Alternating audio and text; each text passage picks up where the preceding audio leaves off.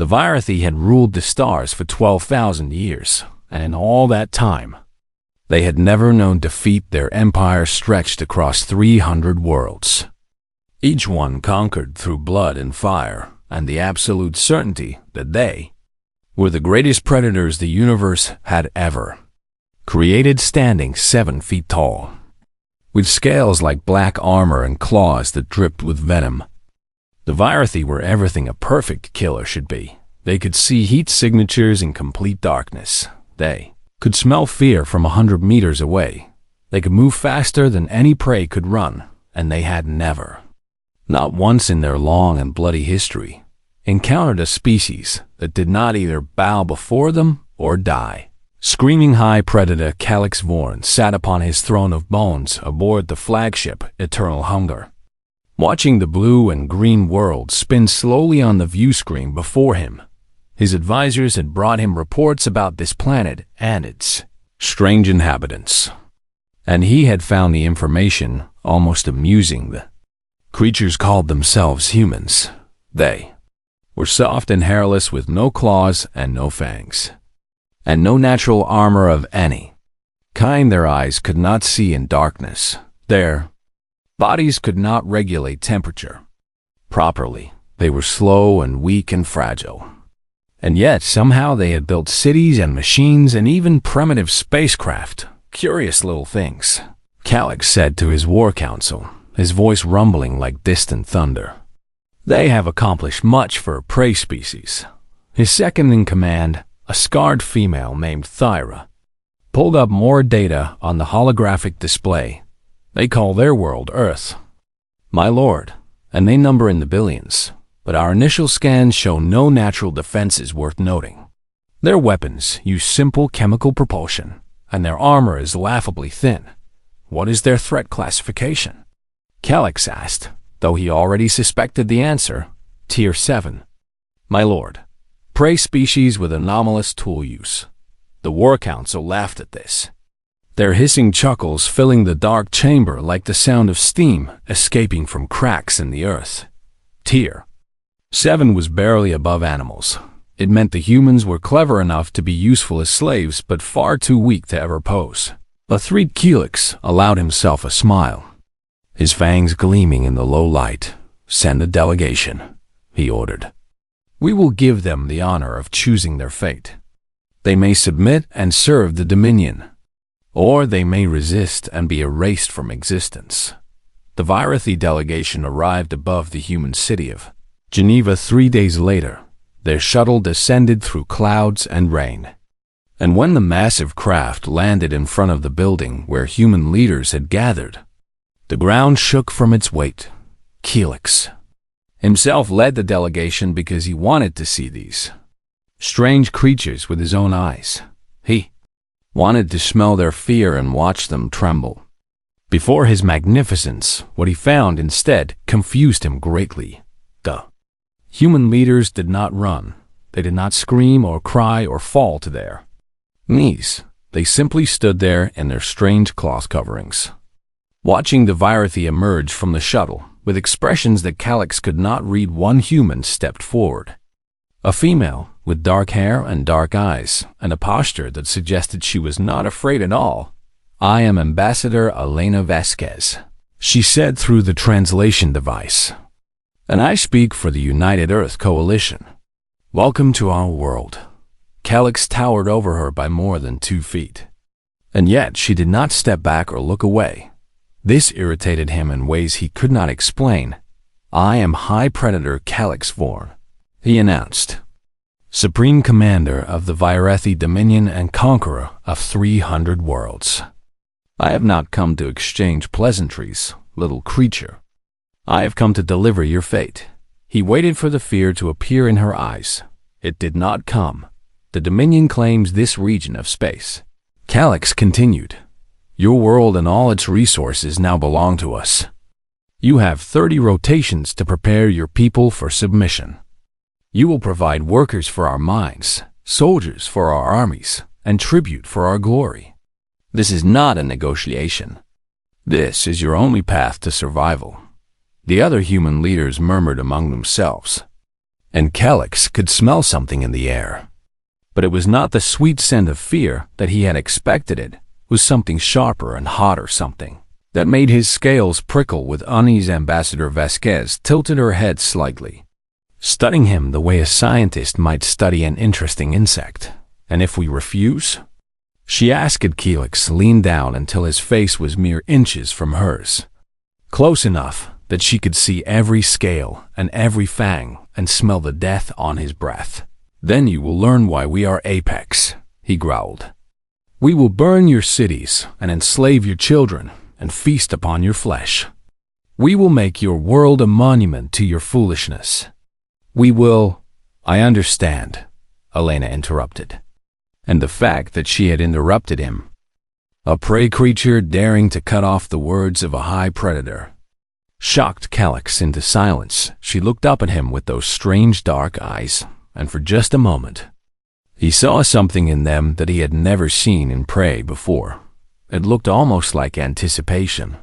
You have given us 30 days to decide, she said, her voice calm and steady.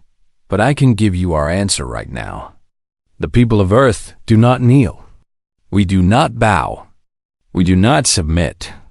If you want our world, you will have to take it.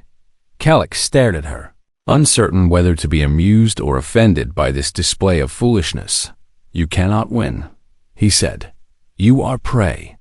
It is your nature to run and hide and die. Ambassador Vasquez smiled then. And it was not a warm smile. It was the kind of smile that showed teeth. You think you know what we are, she said. But you have no idea what we are capable of. You have no idea what humans do when someone threatens our home and our families and our future. She stepped closer to him, and he actually found himself leaning back just slightly. Without knowing why, you call yourselves apex predators, Elena said. You think your claws and your fangs and your scales make you supreme. But let me tell you something, High Predator. Humans did not climb to the top of our food chain because we were the strongest or the fastest or the deadliest. Her eyes locked onto his with an intensity that made his heart beat faster. We climbed to the top because we are the most stubborn creatures our world has ever produced. We do not give up. We do not surrender. We do not stop fighting until we win or until we are dead. And sometimes not even then. She stepped back and straightened her clothing with a casual gesture that somehow felt like a challenge. So bring your fleet and bring your armies and bring every weapon you have, she said. We will be waiting, and we will show you exactly what happens when you threaten the wrong species. Calyx returned to his ship in silence. And for the first time in his long life, he felt something cold settling in his chest. He did not know what it was. Would learn soon enough that it was the first whisper of doubt. The Virathi invasion fleet arrived on the 30th day. Exactly as promised, 300 warships darkened the skies above Earth, their massive hulls blotting out the sun and casting shadows across entire cities. Calyx Vorn watched from his command throne as his ground forces prepared for deployment. And he felt nothing but contempt for the world below. The humans had refused to surrender. They had chosen extinction, and now they would receive it. Launch all ground forces, he commanded. I want troops on every continent within the hour. Show these creatures what it means to defy the Dominion. Drop pods fell like rain from the Virathi ships, each one carrying a squad of the deadliest warriors the galaxy had ever known. They landed in forests and deserts and jungles and cities, expecting to find panicked civilians and scattered resistance.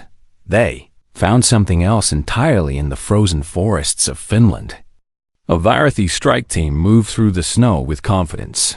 Their infrared vision painted the dark woods in shades of red and orange, showing them every heat signature for hundreds of meters. They were hunting for a human military base that their scouts had identified, and they expected an easy victory. The temperature was 40 degrees below zero for the cold-blooded Virathi. This was uncomfortable, but manageable with their heated armor for the humans, they assumed. It would be deadly. They were wrong. The first Virathi died without making a sound, a long blade sliding between the gaps in his armor and piercing his heart. The second died moments later, pulled into the snow by hands that seemed to come from nowhere by the time the squad leader realized they were under attack. Half his warriors were already dead. The humans emerged from the snow like ghosts, their bodies wrapped in white clothing that made them invisible against the frozen landscape. Their movements were slow and deliberate, and their faces showed no fear at all, only a cold and patient determination. Impossible. The squad leader hissed into his communicator. They should be frozen. Their bodies cannot survive this cold.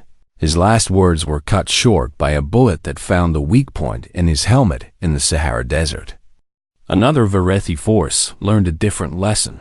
They had marched for hours under the burning sun, confident that no prey species could match their endurance. But the sun was hotter than anything on their homeworld, and their bodies began to fail. Heatstroke claimed dozens of warriors before they even found the enemy, and when the human soldiers finally attacked, emerging from hidden bunkers beneath the sand, the Virathi were too weak to fight back properly. The humans moved through the heat like it was nothing, their bodies dripping with sweat but their weapons steady and their eyes sharp. They had grown up in this desert. They had evolved to survive it, and they used that advantage to destroy an army that had never known what it meant to be vulnerable. But the true shock came in a city called Snow Palo General. Marcus Chen had studied the Virathi for 2 months before the invasion. He had watched recordings of their hunts and analyzed their tactics and learned everything he could about how they thought and fought. And he had noticed something important. The Virathi relied on their infrared vision almost completely. They hunted by tracking heat signatures, and they were so confident in this ability that they rarely bothered with other senses. General Chun decided to use this against them when a massive Virathi force of 20,000 warriors landed near Snow Palo. He ordered his troops to retreat into the city. The Virathi followed, certain that they were chasing frightened prey into a trap of their own making. And in a way, they were right about the trap. They were just wrong about who had set it. Human soldiers fled into the underground metro system, a vast network of tunnels that stretched beneath the entire city. The tunnels were dark and cool, perfect hunting grounds for predators who could see heat and pitch blackness. The Virathi commanders smiled as they ordered their troops to pursue. This would be a slaughter. The first squads entered the tunnels with weapons ready and senses alert. Their infrared vision showed them a maze of corridors and platforms, and far ahead, they could see the warm shapes of fleeing humans. They gave chase with the eager hunger of predators closing in on prey. But the warm shapes were not humans. They were thermal decoys, bags of heated chemicals designed to look like human bodies on infrared sensors. The real human soldiers were everywhere around them, wearing suits that masked their heat signatures completely. The Virathi could not see them. They could not smell them through the suits. They could only hear the sound of footsteps echoing through the tunnels, coming from every direction at once. And then the explosions began. General Chun had placed charges throughout the metro system, and his soldiers detonated them in a precise sequence that collapsed tunnels and trapped Virathi forces in killing zones in the chaos and darkness. The human soldiers attacked with weapons that did not rely on heat or light. They used sound and touch, and the intimate knowledge of tunnels they had trained in for months. The Virathi died by the hundreds, then by the thousands. They fired their weapons blindly, hitting nothing but stone and their own comrades. They tried to retreat, but the tunnels they had entered through were gone, buried under tons of rubble. They screamed for reinforcements that could not reach them. 18,000 Virathi warriors entered those tunnels. None of them emerged alive when the reports reached Calix Vorn. He sat in silence for a long time. His advisors waited for him to speak, but he had no words. A prey species had just destroyed an entire army. prey species had outthought and outfought the greatest warriors in the galaxy. Prey species had made the Virathi Dominion bleed, my lord. Thyra said carefully, "What are your orders?" Calix looked at the casualty reports again, his claws digging into the armrests of his throne in a single day. He had lost more soldiers than in the last 50 years of conquest combined, and the humans were not running. They were not begging for mercy, according to the latest intelligence. They were celebrating, "Bring the full fleet," Calix said, his voice barely above a whisper. "Every ship, every soldier, every weapon. These creatures wish to fight, and so we will give them a war they will never forget." He did not know yet that this war would indeed be unforgettable, but not in the way he imagined, not in the way he wanted. The humans had drawn first blood, and they had discovered something about themselves in the process. They had discovered that they were not afraid of monsters. They had discovered that when they worked together, they could defeat anything, and they had discovered that the galaxy was about to learn why humanity had survived ice ages and plagues and wars and disasters that should have ended them 1,000 times over, because humans did not know how to stay dead, and they absolutely refused to lose. Calix Vorn committed everything to the war too. Million soldiers descended upon Earth in the largest invasion the Dominion had ever launched against. A single world orbital bombardment platforms took position above human cities, ready to rain fire from the heavens. Biological weapon laboratories worked day and night to create diseases that would wipe out the human population. This would not be a conquest anymore. This would be extermination. Humans had embarrassed the Dominion, and Calix intended to make them pay. With blood and suffering and death, what followed was something the Virathi would later call the Nightmare Campaign, and it earned that name 1,000 times over. The Virathi bombed human cities until nothing remained but rubble and ash. They expected the humans to flee, to scatter, to break under the weight of such destruction. Instead, the humans moved underground. They built bunkers and shelters and hidden bases deep beneath the earth. And they continued fighting as if nothing had happened. The Virathi poisoned water supplies across entire continents within weeks. Human scientists had developed portable purification systems that could clean any water source. The Virathi released biological weapons tailored specifically to human biology. Diseases that should have spread like wildfire and killed millions. Human researchers worked without sleep for months. And somehow, impossibly, they created vaccines and treatments faster than anyone thought possible. Every weapon the Dominion used was countered. Every strategy was adapted to. Every attack was answered with defiance. But the thing that truly broke the Virathi spirit was not human technology or human tactics. It was human persistence. Commander Yura Salvik was a veteran of 40 campaigns, and she had never lost a battle in her life. She led her forces into a mountain region that the humans had turned into a fortress, certain that her superior numbers and weapons would secure victory within days. 3 months later, she was still fighting. The humans refused to die. Every time she thought she had won, more soldiers appeared from tunnels she had not known existed. Every time she destroyed a defensive position, the humans built a new one overnight. Every time she killed 10 defenders, 20 more arrived to take their place. Her soldiers were exhausted. They were not built for long campaigns. Virathi were ambush predators, evolved for quick and explosive violence. They were meant to strike fast and hard, and then rest while their prey bled out. But there was no rest in this war. The humans attacked constantly, at all hours, in all weather. From all directions, they used small teams that would strike and then disappear before the Virathi could respond. They used traps and mines and hidden explosives that turned every step into a potential death. They used snipers who would wait for days in the same position, never moving, barely breathing. Until they had a perfect shot, Commander Salvik could not understand it. The soldiers needed 8 hours of sleep to function. Humans, she learned, could operate effectively on 4.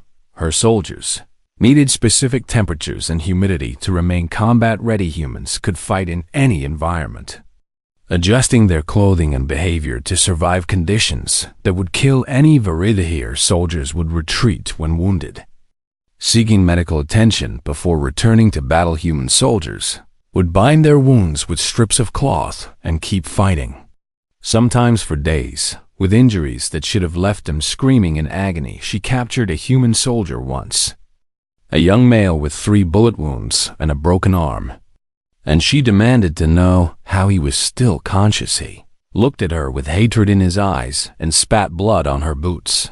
"Because you have not killed me yet," he said, "and until you do, I will never stop fighting you." She executed him, but his words haunted her dreams. Commander Salvik filed a report to High Command that would later be classified at the highest levels. "They do not stop," she wrote. "We kill 10, and 20 take their place. We destroy their homes, and they fight from the rubble. We wound them badly, and they wrap their wounds and keep shooting. This is not the behavior of prey. This is something we have never seen before. This is something that does not accept defeat as a possibility." The humans had a word for what drove them. They called it spite. It was the refusal to surrender, not because victory was possible, but because surrender was unthinkable. It was the choice to keep fighting even when all hope was gone, just to make the enemy pay for every inch of ground. It was the most terrifying thing the Virithi had ever encountered, because you could not negotiate with spite. You could not intimidate it or discourage it or wait for it to run out of energy. Spite only grew stronger with every loss, every wound, every death, and humans had more spite than any species in the galaxy. By the end of the first year, the Virithi had lost 500,000 soldiers. By the end of the second year, they had lost another 300,000. Morale collapsed across the invasion force. Soldiers who had once laughed at the idea of fearing prey now flinched at every shadow. Officers who had once dreamed of glory now dreamed only of going home. Kelix Vorn received reports of units refusing to advance, of commanders requesting transfer to any other campaign, of veteran warriors breaking down in tears after months of endless fighting. He could not believe what he was reading. The Dominion was losing, not because the humans were stronger, not because they had better weapons, but because they simply would not quit. And somewhere deep in his cold predator heart, Calix Vorn began to feel something he had never felt before. He began to feel afraid not of human weapons or human tactics, but of human will, that unbreakable, unstoppable, absolutely insane determination to keep fighting no matter what. He had called them prey. He had been so very wrong, and now, 3 years into a war that should have lasted 3 weeks, he was beginning to understand what Ambassador Vasquez had meant when she said they would show him what humans were capable of. They were capable of surviving anything. They were capable of enduring anything, and they were capable of making their enemies regret ever threatening them. The Virithi had awakened something ancient and terrible on that small blue world, and that something was now coming for them. 3 years of war had changed everything. The humans who had once fought with chemical weapons and primitive armor now wielded plasma rifles and energy shields. The factories that had once built cars and planes now produced warships and weapons that rivaled anything in the Virithi arsenal. The species that had been classified as Tier 7 prey had become something else entirely. They had become hunters. Admiral Kenji Okonkwo stood on the bridge of the UEC Defiance, the flagship of humanity's first interstellar battle fleet. Behind him, 200 warships waited in formation, their crews eager and their weapons charged. Before him, a captured Virithi jump gate hummed with energy. ready to transport them across the stars, Admiral, his communications officer said. All ships report ready for transit. Kenji nodded slowly, his dark eyes fixed on the swirling portal of light. For 3 years, humans had fought and died and suffered on their own world. For 3 years, they had defended and retreated and endured. Now, for the first time, they were going to attack. Open a channel to the fleet, he ordered. His voice echoed across 200 ships, heard by 50,000 sailors and soldiers who had volunteered for this mission, knowing they might never come home. This is Admiral Okonkwo, he said. 3 years ago, the Virathi came to our world and told us we were prey. They told us to kneel or die. They told us we had no chance of victory. He paused, letting the silence stretch. They were wrong, he continued. We did not kneel. We did not die. And today, we are going to show them just how wrong they were. Today, we take the fight to their territory. Today, the hunters become the hunted. All ships prepare for jump. The fleet moved through the gate like a swarm of angry hornets. Emerging in the Theta Crucis system 18 light years from Earth, the Virathi had built their forward operating base here, a massive space station that coordinated all military operations against humanity. It was defended by 80 warships and 20,000 soldiers. The Virathi commanders saw the human fleet appear on their sensors and felt confusion. More than fear, prey did not attack prey, did not invade. This went against everything they understood about the universe.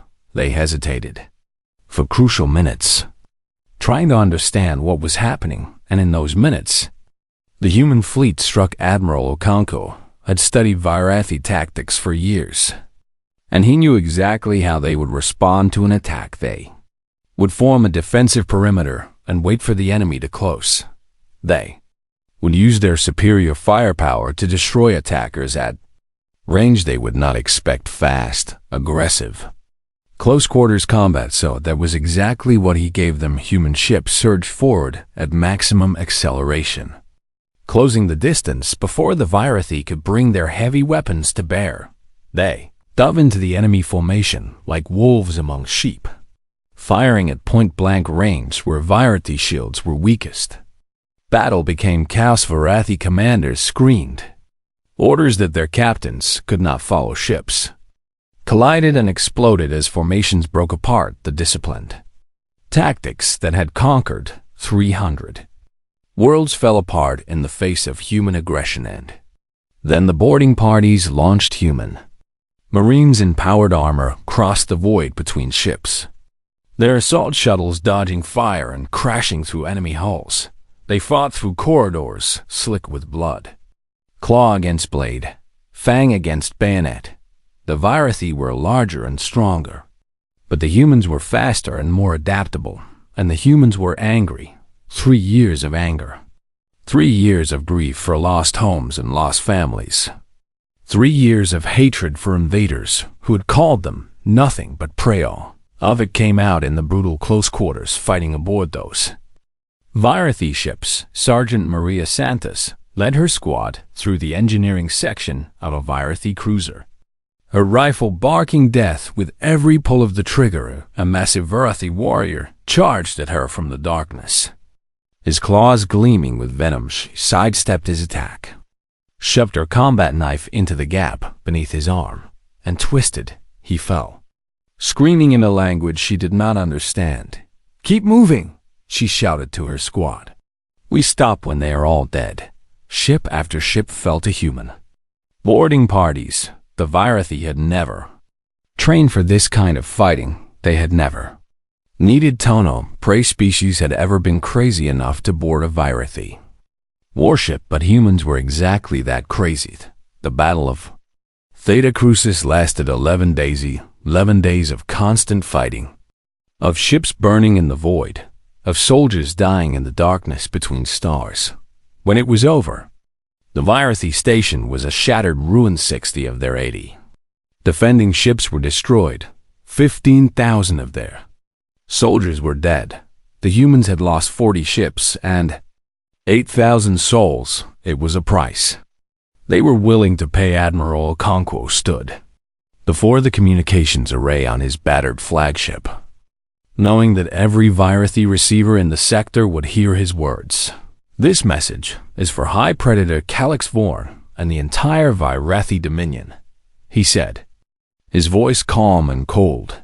You came to our world and called yourselves Apex. You built an empire on fear and violence. You thought your claws and your fangs made you supreme. He paused, letting his words sink in. You were wrong, he continued. Humans were never prey. We were predators who learned to work together. We were killers who built civilizations. And now, we are coming for you. His eyes hardened.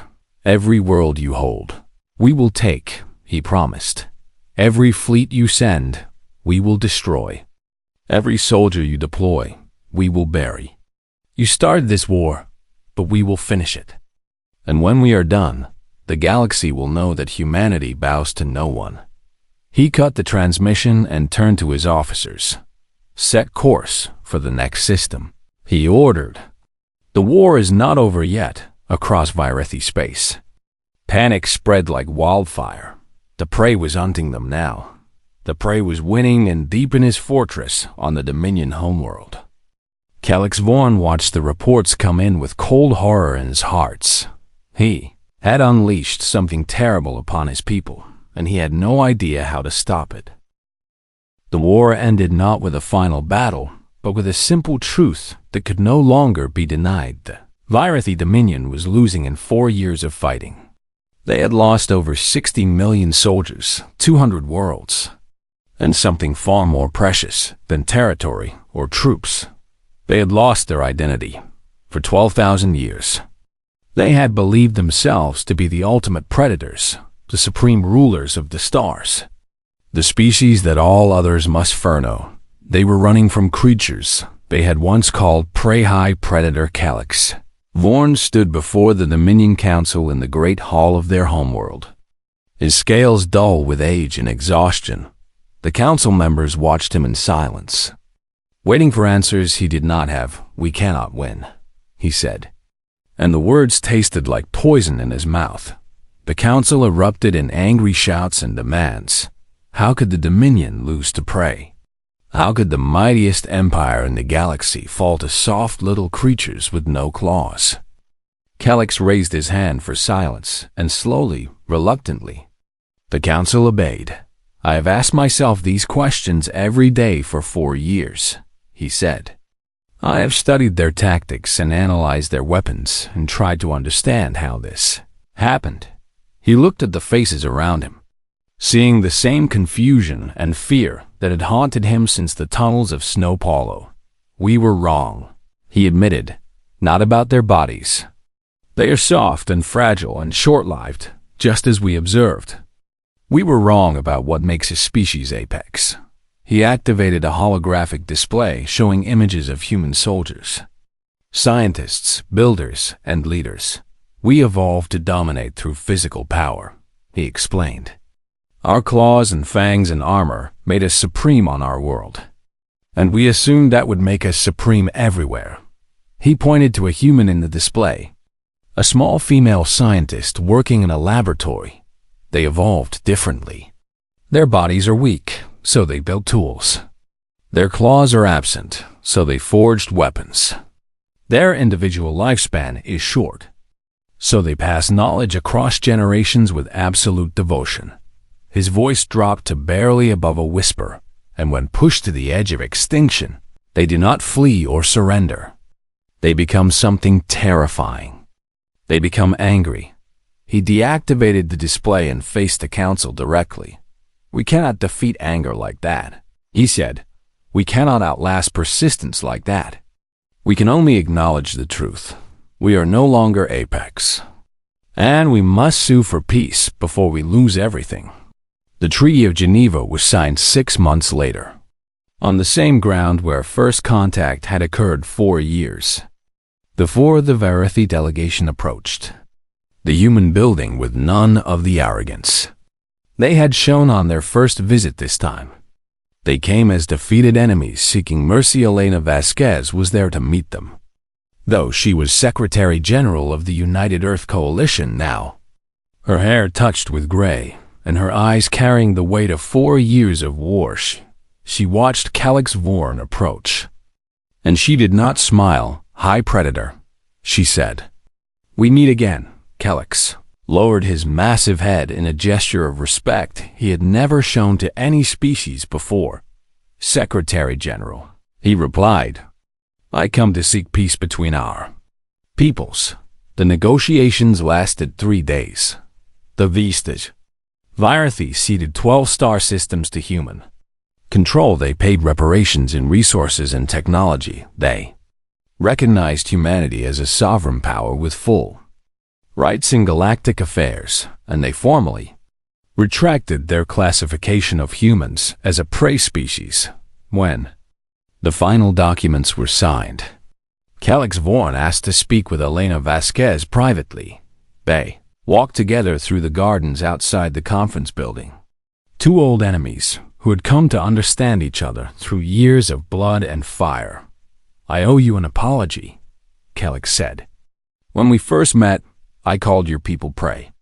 I threatened to burn your cities and enslave your children. I was arrogant and foolish." Elena nodded slowly. "You were," she agreed. "And many people died because of that arrogance." "I know," Calix said, and there was genuine regret in his voice. "I have asked myself many times how I could have been so wrong. I looked at your soft bodies and your short lives and saw weakness.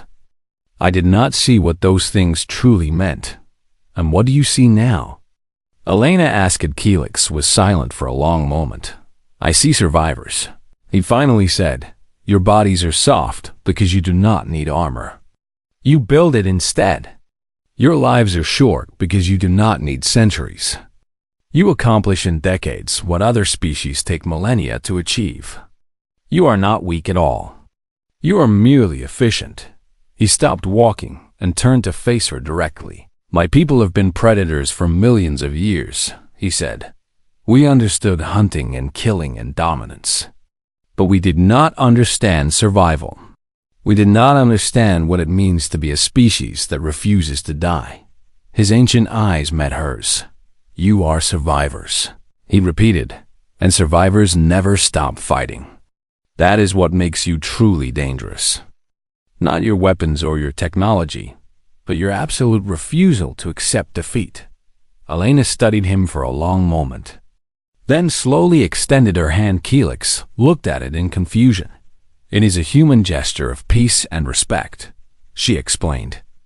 "Take my hand." He reached out and wrapped his massive clawed hand around her small, soft fingers. It was the first friendly contact between their species. "The war is over," Elena said. "But the future is just beginning. There are many species in this galaxy, and many of them think the way you once did. They see humans and see prey." She squeezed his hand firmly. "Help us show them they're wrong," she said. "Stand with us as allies, and help us build a galaxy where no species is judged by their claws or their fangs, but by their actions and their character." Calix felt something stir in his heart. Something that was not fear or anger or pride. It was hope. "I will," he said. "And I will teach my people what I have learned. That true strength is not in the body, but in the spirit. That true power is not in violence, but in persistence. That the measure of a species is not how well they destroy, but how well they survive." 50 years later, humanity took its seat on the Galactic Council as a full member species. The Virathi Dominion, humbled but wiser, stood beside them as their closest allies and across the stars. A new saying spread among species who had once considered themselves supreme: never corner a human. Never wound what you cannot kill. And never, ever tell them they cannot win. Because humans always found a way, they always survived, and they never, ever gave up.